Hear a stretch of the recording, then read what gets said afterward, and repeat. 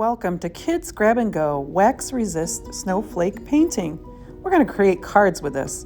First, a warning. This blue watercolor paint can be very staining. Please make sure to prep your work area and wear old clothing or a smock.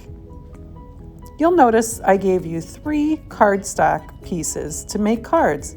They fold very easily down the center.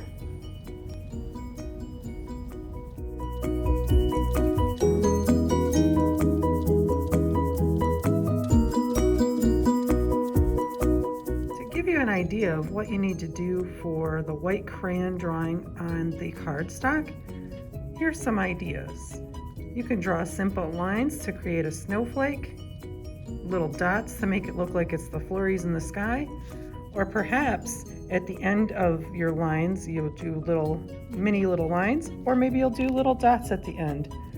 You decide what your snowflakes might look like. And again, every snowflake is unique. So it can be very different all over your cardstock. Go ahead and pick up your white crayon and start to draw on your cardstock. It is a little tricky since it's white on white, but it'll be lots of fun when we see the end result. I decided to open up the card to make the painting easier. Oh, look at that. I already have a stain on my thumb from this paint. Remember, this is just for fun. Go ahead and dip your paintbrush and start painting. Now you want to be able to give a lot of liquid onto this cardstock. It will soak it up for sure. So as you work quickly across, and the reason why we want to work quickly is because we want it to still be wet when we sprinkle on the salt. And we'll do that after we've covered the whole card. Isn't it cool to see and unveil what we have underneath? So again, while it's still wet, go ahead and open up your salt.